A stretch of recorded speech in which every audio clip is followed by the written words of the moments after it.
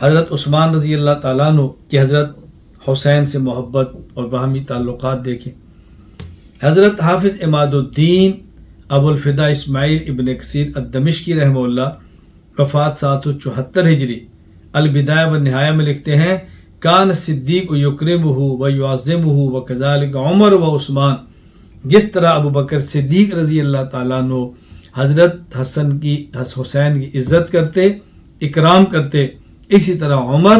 اور اس طرح عثمان رضی اللہ تعالیٰ عنہما بھی ان کی تعظیم کرتے اور ان کا اکرام فرماتے۔ جب طرابلس اور افریقہ کا جہاد ہوا، جہاں اور صحابہ کرام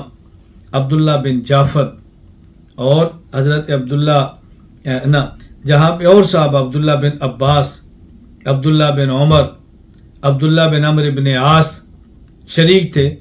یعنی عبداللہ بن جعفر، عبداللہ بن عباس، عبداللہ بن عمرو بن عاص، عبداللہ بن عمر، وہاں حسن اور حسین رضی اللہ تعالی عنہما بھی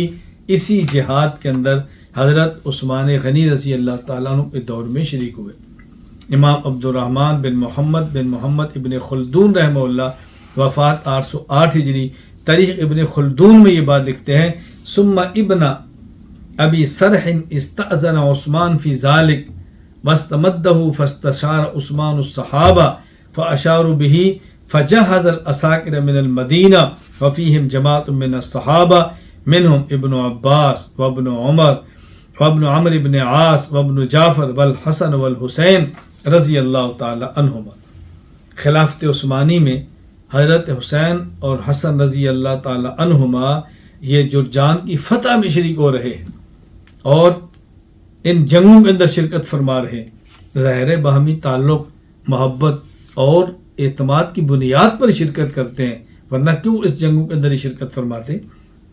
امام حافظ عماد الدین ابو الفدا اسماعیل ابن کثیر الدمشقی رحمہ اللہ وفات 774 ہجری البدایہ والنہایہ میں لکھتے ہیں، ان سعید بن العاص رکب فی جیش فیہ الحسن والحسین والعبادلۃ الاربع۔ حضرت حسن، حسین، عبداللہ بن عباس، عبداللہ بن عمر، عبداللہ بن عمرو بن عاص، عبداللہ بن جعفر وحسیفۃ بن الیمان وفی خلق من الصحابہ فصار بهم فمر على بلدان شتى يصالحون على اموال جزیلہ حتی انتہا الى بلد معاملت جرجان، یعنی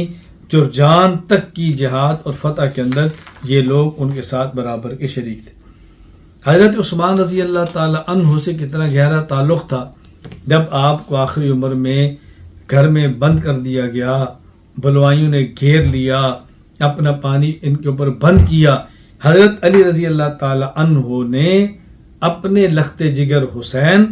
اپنے لخت جگر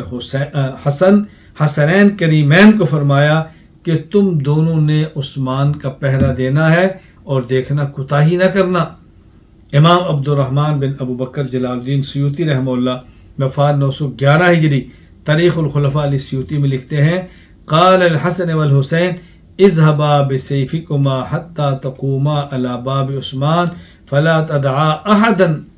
یصل الیہ۔ عثمان تک کسی کو